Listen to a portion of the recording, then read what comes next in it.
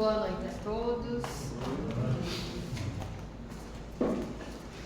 Vamos nos colocar numa posição tranquila, para que assim possamos harmonizar o nosso mental, o nosso espiritual, o nosso físico, para recebermos toda a comunicação, toda a informação, através do nosso irmão Ronaldo, através da sua comunicação, através do seu mentor. Que tenhamos discernimento, humildade e tranquilidade dentro de nós, para absorvermos toda a informação necessária. Vamos nos manter em prece, em tranquilidade, para que também conseguimos auxiliar os nossos irmãos encarnados e também desencarnados que se fazem presente. Que assim seja. Que assim seja.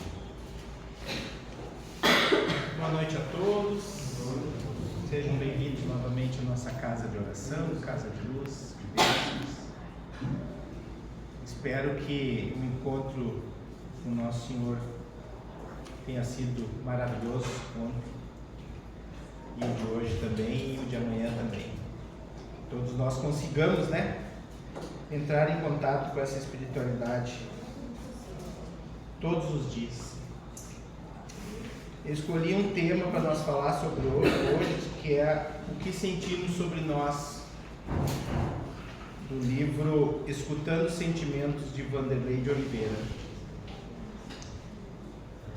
Que estamos passando pela parte do sentimento, Final de ano, geralmente a gente faz esse encontro com Jesus e coloca os nossos sentimentos familiares, principalmente, encontro com nossos irmãos que nos visitam e que a gente visita. O que sentimos sobre nós? Quando saíam de Betânia, ele teve fome, e vendo ao longe uma figueira, para ela encaminhou-se, ao ver se acharia alguma coisa.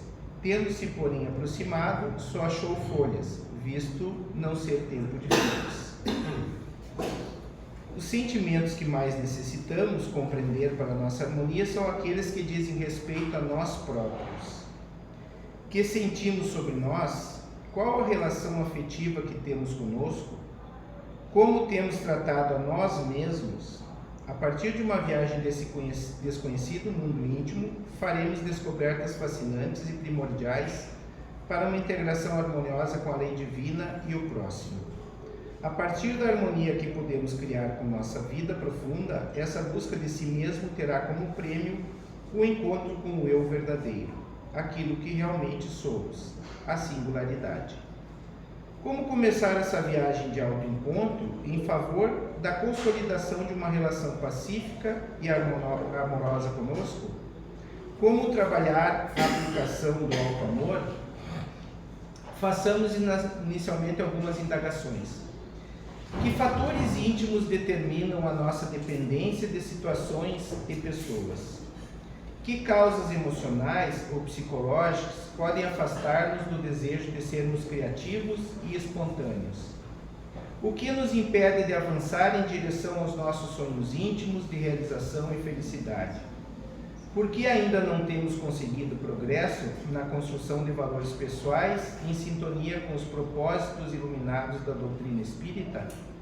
O que realmente queremos da vida?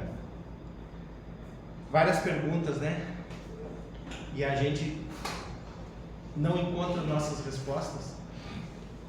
Esses tempos atrás eu tive uma consciência, eu comentei no grupo de estudo ali, deixei para o pessoal pensar e vou colocar aqui novamente porque tem a ver com isso aqui.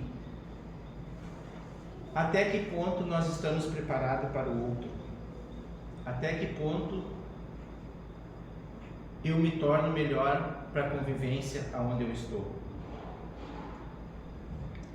Como que eu venço meus obstáculos, E aí eu estou sempre comentando a respeito do olhar no espelho, que é o conhecimento, o nosso autoconhecimento, é a maneira como a gente realmente é, o verdadeiro ser. Então essas duas conexões é que nos fazem andar para frente com as relações que a gente tem. A compreensão vem desses fatos, Como que eu aceito quem está do meu lado se eu não me entendo, se eu não me compreendo, se eu não sei quem eu sou? Aí eu sempre vou colocar para o outro a responsabilidade dos meus atos. Aí fica fácil, né? E hoje nós comentamos isso no estudo, fica muito fácil eu atirar a carga que eu carrego em cima da pessoa que está ao meu lado. As culpas, né? Então não é essa a questão é, eu me conheço verdadeiramente, porque eu tenho predicados, mas eu tenho falhas. É por isso que nós estamos aqui, né? A nossa caminhada terrena é aplainar essas falhas que a gente carrega, é tirar todas as arestas que a gente tem. Vamos conseguir? Não, 100% não. Mas e qual é a meta que eu tenho? Se eu não me conheço, eu não tenho como me curar. Não é assim que funciona, né? Agora, tudo está na consciência, tudo está no meu mental. Eu realmente tenho essa capacidade. Aí a gente fala sempre, né? É uma discussão que eu tenho ali no estudo, que é: mas é difícil. Não é difícil, gente. O complicado disso tudo é a gente começar a transformação. Jesus, quando veio à Terra, Ele não nos deu 300 situações para a gente resolver. Aliás, Ele não nos deu nenhuma, né? Ele simplesmente mostrou o que era necessário para nós nos colocar nessa caminhada. E o que é necessário é muito pouco e muito simples. É a paz de espírito e o amor incondicional. E como é que eu busco a paz de espírito? Como é que eu entro em contato com essa paz? Jesus disse: se quereis a paz, vos darei a paz. E aí o vos lhe darei a paz é no hoje? Eu não estou em paz, eu preciso que Jesus me dê paz. Jesus me dá paz. É nesse sentido? Ou quando Ele disse isso, vos lhe darei a paz, Ele não já colocou a paz em nós? Ela já não está dentro? E por que eu teimo em deixar ela trancada? Por que é mais fácil eu ter raiva, ter orgulho, ter prepotência, se eu já tenho a paz? Não é fácil. É só aceitar, né? É ter a consciência. Eu já comentei aqui a respeito dos dois dragões, né? Que todos nós temos, o dragão vermelho e o dragão preto. Hoje eu vou falar sobre os dois cães, que é a mesma coisa, no sentido figurado é a mesma coisa. Todos nós temos dentro de nós dois cachorros. É o cachorro bravio, o pitbull, e o cachorro manso. E aí a pergunta que se faz é: qual dos dois vence? Qual dos dois vence numa guerra pessoal? Vai vencer aquele que eu alimento. O mais forte dos dois. Quanto mais eu alimentar o pitbull, mais ele vai surgir dentro de mim. Essa é a nossa visão espiritual, é como eu me coloco perante os outros, quem eu sou nessa caminhada. Continuando aqui, o primeiro ato educativo na construção do valor pessoal é diluir a ilusão da inferioridade, buscar as raízes do desamor que usamos conosco. O Criador nos ama como estamos, temos um nobre significado para Deus. Somente nós, por enquanto, ainda não descobrimos o valor que possuímos. Inegavelmente, poucos de nós apresentamos um bom aproveitamento nas oportunidades corporais pretéritas. No entanto, o destaque acentuado aos deslizes e quedas nas vidas sucessivas somente agrava o estado íntimo de amargura da alma. Renascemos com um novo corpo para esquecer o olhar para frente. As indagações que devemos assinalar nessa etapa são: por que não me sinto digno? Quais são minhas reais intenções? Que ligações tenho a aprender quando me sinto inferior? Por que determinada atitude ou acontecimento me faz sentir inferior? Eu comento sempre, né? Eu não sirvo de exemplo para ninguém, tá, pessoal? Sempre que eu estou aqui comentando alguma coisa, foram as transformações que eu ainda continuo fazendo nesse meu dia a dia. E aí hoje eu comentei ali no estudo também a respeito disso, né? Até que ponto eu permito que a espiritualidade inferior me atinja? Como que eu deixo que as coisas negativas cheguem até mim? E aí um controle que eu faço, né, que é estar sempre de bem com a vida. Eu tento, pelo menos, tem horas que não dá certo, mas no meu diário eu aceito a chuva do jeito que ela vem, eu aceito o calor do jeito que ele vem, o frio da maneira como ele se apresenta, né? As atrapalhadas do dia de trabalho que eu tenho, do jeito que ela vem. Eu não saio daquele foco que eu me dou para aquele dia. E aí eu vivo somente este dia. Eu não estou vivendo o amanhã.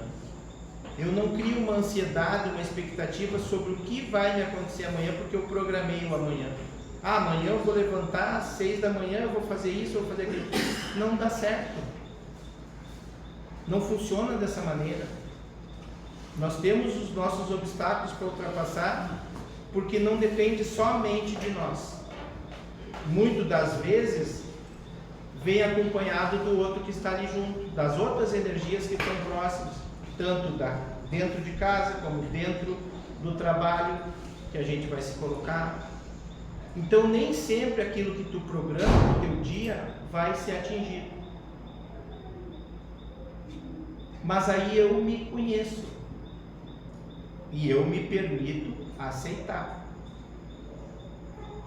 O autoconhecimento nos leva à maturidade. Se fala muito, né, que as pessoas inteligentes alcançam a parte maior do fardo, né? E o sábio, aquele nem sobe a escada. Porque para o sábio não existem parâmetros. Ele não determina as consequências da vida. O inteligente presta atenção de que maneira ele vai passar por aquilo. Até que ponto a gente vai chegar à sapiência, à aceitação. E outra coisa que eu comentei hoje no estudo é que nós não moramos na Terra. Nós estamos na Terra, mas a gente não mora aqui. Nós como espíritos, e a gente tem a oportunidade todas as noites, todas, de sair do nosso corpo e voltar para o nosso lar verdadeiro, nós temos essa compreensão de que se eu não moro na Terra e eu tenho a capacidade de voltar para o meu lar, eu tenho que aproveitar a minha volta.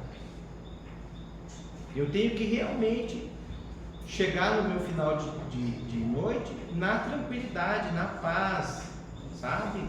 Respeitando tudo que me aconteceu, me permitindo na hora que eu for deitar, entrar em sintonia com esse lugar que eu vou. É nessa hora que a gente recebe as melhores informações, os sonhos vêm com tranquilidade, respostas sobre situações que estão nos intranquilizando, vem no sonho. Do nada, no outro dia tu acorda e diz assim, mas eu posso fazer dessa maneira que está tudo resolvido. Mas para isso tem que haver a nossa permissão.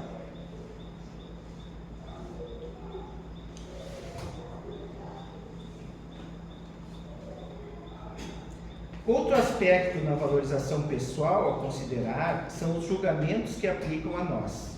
O que importa é o que faremos diante deles, como reagiremos. Podemos nos culpar ou adotar o cuidado de refletir sobre o valor que tenham para nós. Quando não cultuamos o auto-amor, os julgamentos alheios constituem espessas algemas das mais nobres aspirações. Em quaisquer situações, o amor é nossa couraça pessoal. Quem se ama sabe se defender sem fugas e ter respostas emocionais inteligentes e serenas aos estímulos do meio. Não crescemos sem conviver. Isso não significa que devamos permitir a outrem ultrapassar os limites em relação à nossa intimidade. Somente nós próprios podemos penetrar com sabedoria e naturalidade a subjetividade do nosso ser. Isso aqui, né, a questão do julgamento é aquela questão em como eu olho o outro, né? Quando eu digo para outra pessoa que a pessoa é isto ou aquilo, é o meu olhar sobre a outra pessoa, não é que a pessoa seja. Geralmente a pessoa não é, mas eu quero olhar ela daquele jeito. Quando existem essas questões em que as pessoas, eu tinha uma ideia diferente de ti, tu não é o que eu penso mais, sabe? Isso acontece muito. Às vezes a pessoa cruza por uma outra pessoa na rua, não se cumprimenta, porque acha que a pessoa é metida, que a pessoa tem o nariz empinado, essas coisas todas assim. E na verdade é o meu olhar sobre o outro. Às vezes a pessoa é tímida, não tem o contato que a gente espera que todo mundo tenha, né? Não se abre. Aí eu faço essa ideia sobre o outro, mas sou eu, não é o outro. Então, eu não me conheço o suficiente para saber que eu é que estou fazendo o julgamento, que eu é que estou determinando se a pessoa é boa ou é má.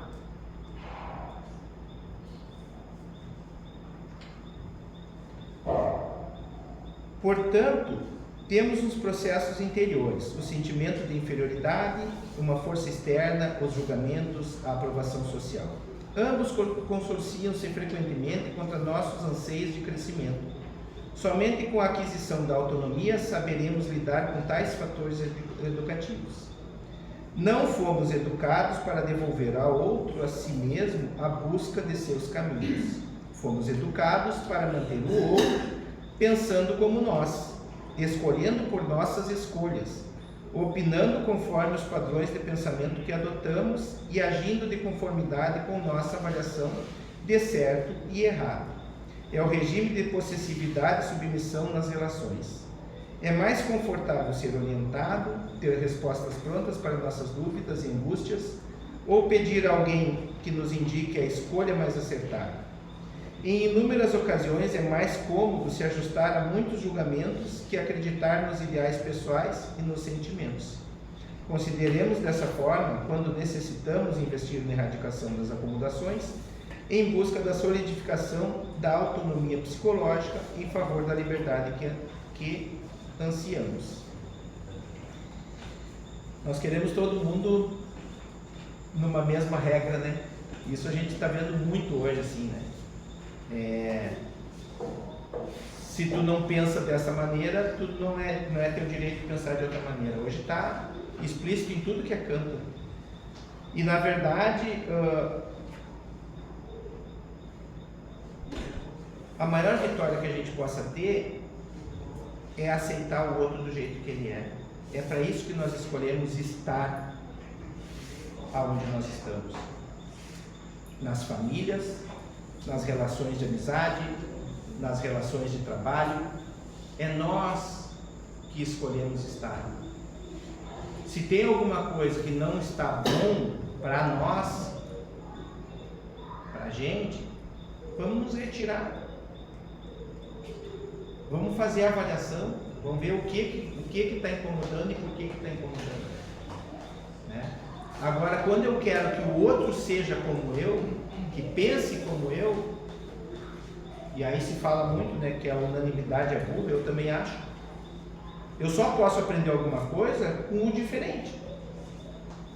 Os pensamentos diferentes é que vão alavancar o meu crescimento. Agora, se todo mundo tiver 10 numa sala, todo mundo pensando a mesma coisa, quem é que vai evoluir ali? Paramos, né? Encerramos. O tempo acaba naquele momento. Só que o que acontece hoje Qualquer discussão sobre pensamento diferente se torna pessoal. Aí, fulano não gosta de fulano, ciclano não gosta do outro. Não tem nada a ver com pessoalidade. Tem a ver com ideias, com crescimento, com evolução. Se eu me permito escutar o que o outro pensa, alguma coisa vai me servir. Aí eu cresço.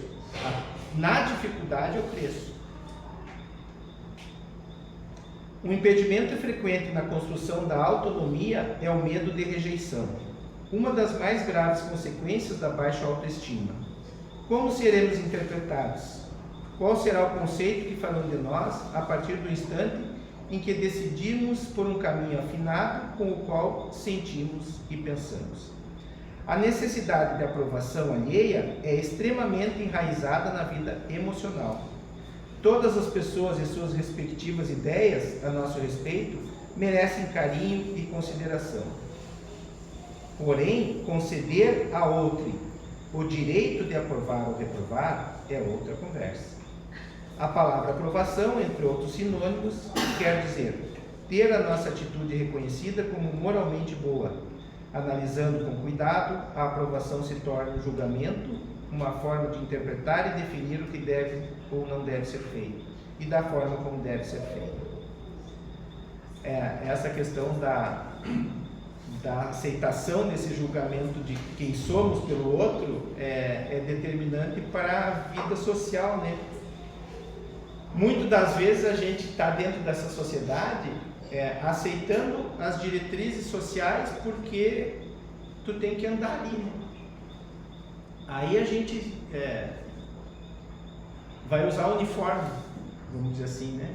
Se coloca dentro de um uniforme e aceita que é daquela maneira. Eu não faço nada fora daquilo porque a sociedade não me permite mais.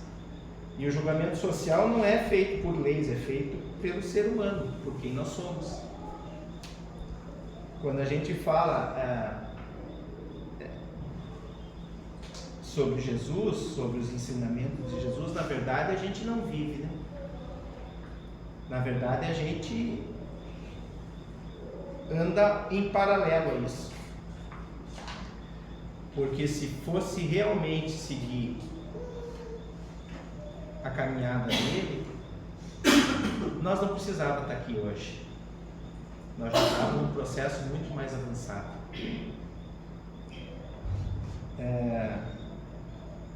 O Natal, essa época que a gente se reencontra com essa questão, a gente ainda está alheio. Ainda a gente está do lado. Nós deveríamos estar mais em contato nessa época. E não só nessa época, mas na constância essa. Quando a gente fala sobre a espiritualidade, e eu prego muito aqui, quando eu começo a falar sobre isso, até que ponto a gente aceita que a nossa vida é espiritual? Até que ponto a gente aceita que nós estamos nessa cruzada de aprendizagem aqui? Até que ponto eu estou me transformando? Porque para mim é fácil eu estar aqui na frente, eu pego o livro, eu me estudado no livro. Isso que eu estou falando porque eu faço, porque eu ajo, porque eu estou realmente buscando esse conhecimento para transformar? Ou eu só estou aqui para fazer de conta e achar que eu vou me recuperar? Até que ponto nós realmente vamos buscar essa evolução? E aí nisso, até que ponto o outro interfere na minha vida? Até que ponto eu permito que haja essa interferência? Geralmente quando a gente é mais novo, sim, né? A gente ainda está na formação. Por isso que eu falo muito, eu acho que todo mundo, nós deveríamos de nascer dentro de um centro que falasse sobre espiritualidade. De criança, aprender já a essa caminhada. Que aí a gente tiraria muito dessas questões que nos atrapalham. Já seria um grande passo. Não vou dizer que 100%, mas 50% nós já teria eliminado. Aí quando a gente vai atrás de uma casa espírita, de uma casa de religião que trabalha com a espiritualidade, é porque a gente já passou os seus perrengues, já fez tanta, que aí diz assim, não. E aí, como a Eliane diz, né, a gente veio pela dor, né? Aí a dor já está grande e diz assim, vai, eu preciso me curar agora. Mas só que aí a recém vai começar a compreender isso. A gente recém vai entrar realmente em contato com essa espiritualidade.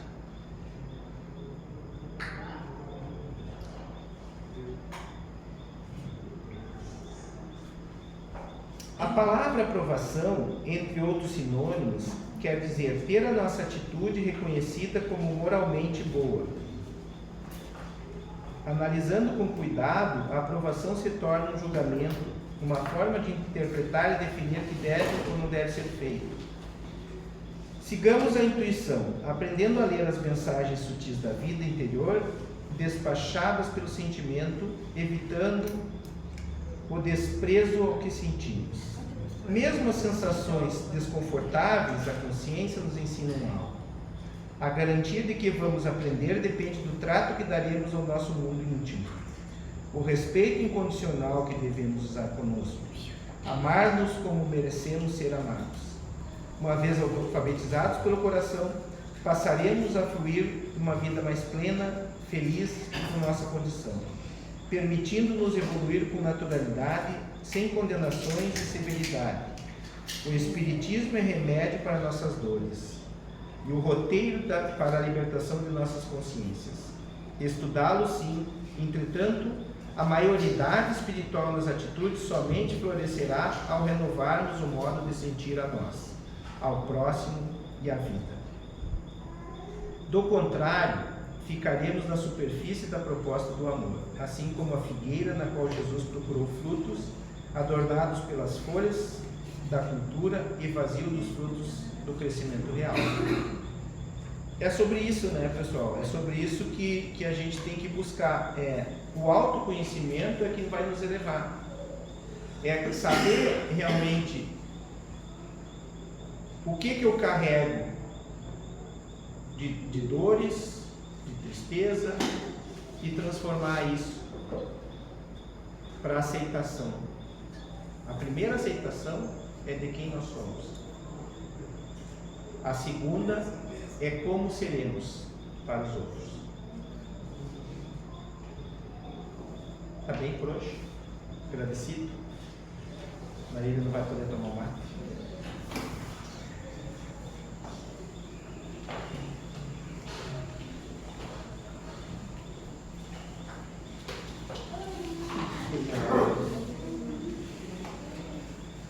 Agradecemos a espiritualidade, aos nossos mentores, ao nosso anjo guardião que nos conduziu até esse momento, até essa troca de conhecimento, para que tivéssemos amparo da espiritualidade.